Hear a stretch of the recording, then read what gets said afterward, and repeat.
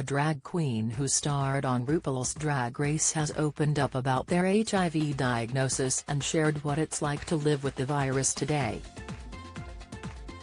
Harry Whitfield, better known by his stage name Charity Kase, shared his diagnosis on an episode of the hit BBC show back in 2019, and an outpouring of support followed online, but Harry, 25, said this isn't matched in day-to-day life, and he faces unjust stigma and bigotry every day, and now has spoken out in partnership with the Terence Higgins Trust. Harry, from London, said that the illness is no worse than diabetes, and the stigma is the worst part about his diagnosis, as people still think having HIV makes a person dirty. What do you think about the virus? Let us know in the comments. Harry said, "The fear-mongering that was used in the AIDS crisis has left a long-term impact. It was the right thing to do at the time and it helped to decrease cases, but it came along with all this stigma that HIV plus people were dirty or unsafe, or wrong and scary even, and that's had a big impact. If you look at the language used today on dating apps, lots of people use the word clean, and that shows the stigma is still commonplace today. No one bats an eyelid, but saying you're clean is like saying I'm dirty because I'm positive. Language like that is really damaging.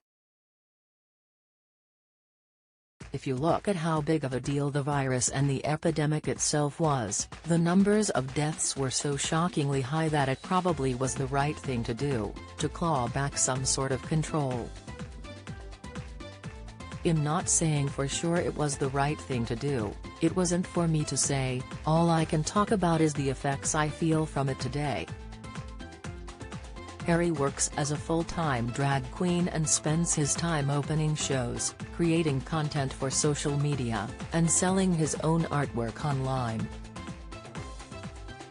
As Charity Kase, he was one of the star competitors on the 2019 series of RuPaul's Drag Race, and won legions of fans when he shared his diagnosis with fellow Queen Kitty Scott-Claus. Harry said that while he was devastated by his diagnosis, the reality wasn't half as bad as he was expecting. Harry continued, "I took the news very badly. I was so upset.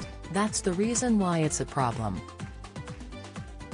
That trauma I experienced being diagnosed is thanks to the stigma. I had only seen and heard that gay people get AIDS and it's gross, and that's why I hated myself when I was told I had HIV. I felt disgusting, ashamed and embarrassed. I went and laid in bed for a month and didn't see anyone. I didn't think anyone would want me now because I was damaged, and that's how it felt. That's not just me and my mind, that's how society taught me to feel. I know, and knew as a young child, that I had to be careful because I could catch AIDS because it was scary. I was fearful to have sex. That's very commonplace in the gay world, to be afraid to have sex, because of the AIDS crisis. The reality is it's much safer for people to have sex with me because I live with the virus, because of the medication I have, than to have sex with a stranger on the street." Harry said that he takes one tablet every day and it suppresses the amount of the virus in his body to the level where it is intransmissible, and he suffers no ill health as a result. He added, "I'm still here, I'm happy, I'm living my life, nothing has changed except that I take a tablet every day. I'm more at risk of long-term health complications of course because my immune system is not as strong, but it's the same level as someone living with diabetes. I feel like I live a completely normal life and that it doesn't affect me in any way, except having to take one tablet each night, which is not a big deal at all. There are so many other illnesses and chronic diseases that affect people on a much higher level that are not viewed in a judgmental or bigoted way.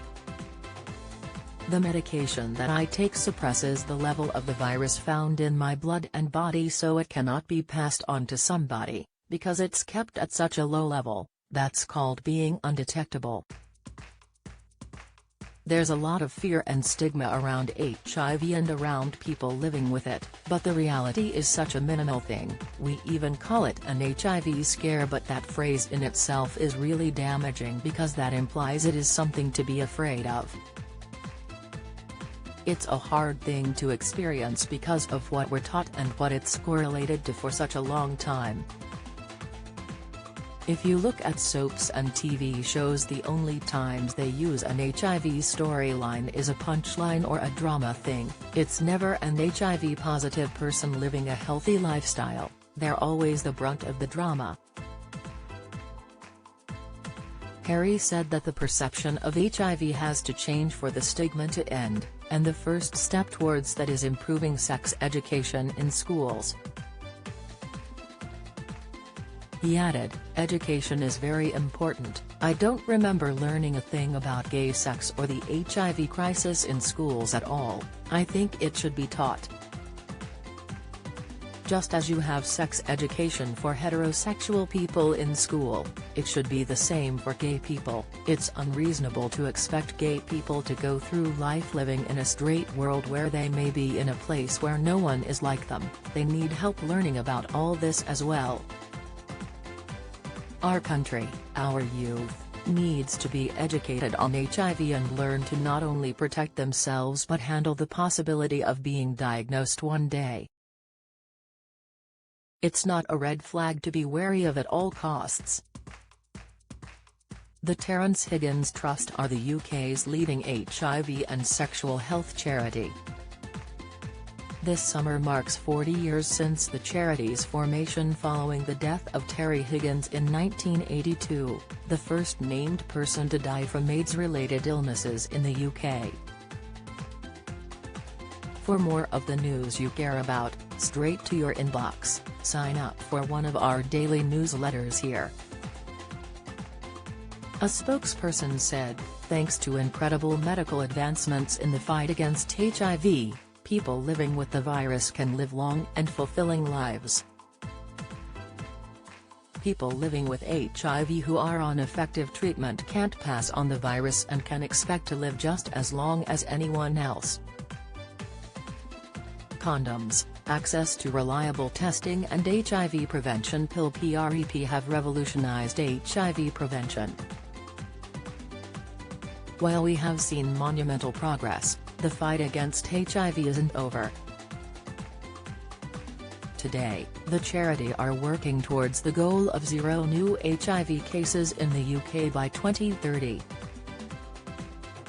Terence Higgins Trust are asking supporters to show heart and wear their 40th anniversary heart badge in solidarity with people living with and impacted by HIV. Do you have a story to sell? Get in touch with us at yourmirror@mirror.co.uk.